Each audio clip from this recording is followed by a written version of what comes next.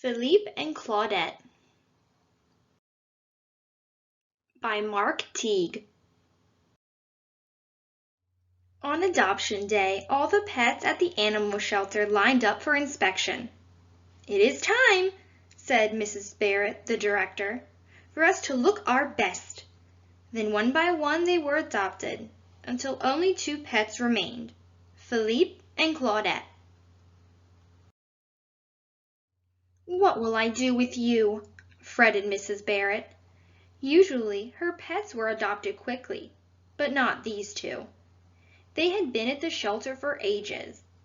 The problem, in Philippe's opinion, was Claudette. "You will never be adopted," he told the dog, "because you are constantly barking." "What?" Claudette barked. What? To be fair, Claudette did not always bark. Sometimes she tore the stuffing from her toys.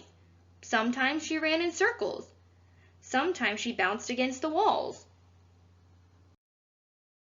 She drove Philippe crazy. "Please," he said, "I am trying to think." He was trying to think about his future home. Perhaps it would be a beautiful country estate where he might lounge beside a pool, or maybe a penthouse apartment where he could eat sardines from a dainty bowl. Claudette belched and the dream faded.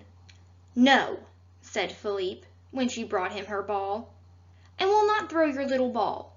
It is covered in spittle. Anyway, cats do not throw." More puppies came to the shelter, then more kittens. Soon it was adoption day again. "Time to look our best," cried Mrs. Barrett. They did, and they were all adopted, except for Felipe and Claudette. "What will I do with you two?" worried Mrs. Barrett. Philippe thought she should worry about Claudette. "You will never be adopted," he told the dog, "because you snore when you're wide awake." "Snork?" snored Claudette. "Snork, snork, snork?" To be fair, Claudette did not always snore. Sometimes she dug holes in the yard. Sometimes she chased moths. Sometimes she rolled in the garbage. She drove Philippe mad. It would be difficult for either of them to be adopted when Claudette made such a poor impression. She brought him a toy. "No, I will not play tug of war," said Philippe. "Cats do not tug." More kittens came to the shelter, then more puppies. Adoption day arrived again. Philippe groomed his fur and straightened his whiskers. Claudette wagged her tail. One by one the pets were adopted, all except Philippe and Claudette. "Dear, dear," said Mrs. Barrett, "what will I do with you two?"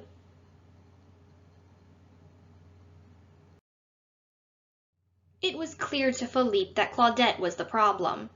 "You will never be adopted," he said, "as long as you have dried dog food stuck to your nose." "Slurp," said Claudette, licking her nose. "Slurp, slurp, slurp."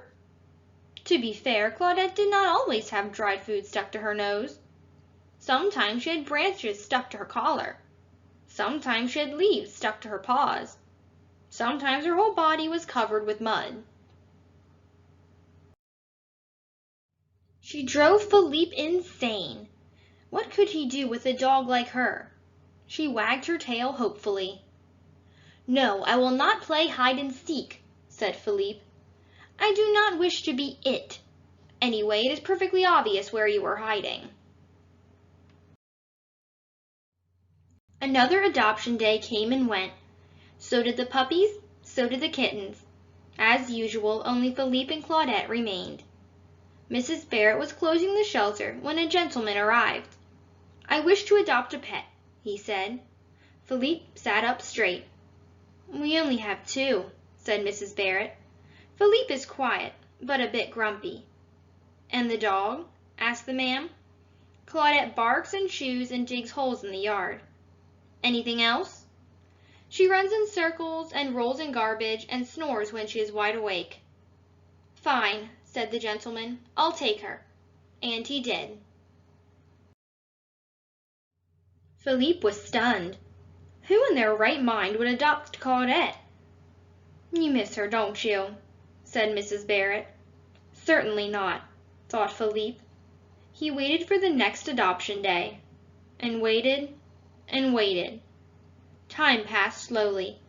The animal shelter seemed very quiet. He stared at Claudette's toys and her ball and her empty bowl. I'm sure she's fine, said Mrs. Barrett. Philippe sighed. Adoption day came. The puppies went, so did the kittens. Philippe hid in the back room. After a while, Mrs. Barrett joined him. She was closing the shelter when the gentleman returned with Claudette. I am bringing her back, he said. She is not the dog I thought she was. She doesn't play or chew or run in circles. She doesn't even bark. All she does is mope. As soon as he left, Claudette began to bark. She licked Mrs. Barrett. She chased Philippe around the room. What will I do with you two? Said Mrs. Barrett. But really, it was obvious. She adopted them. For dinner, she fed them sardines in dainty bowls. Afterwards, they played hide-and-seek. Philippe was happy to be it.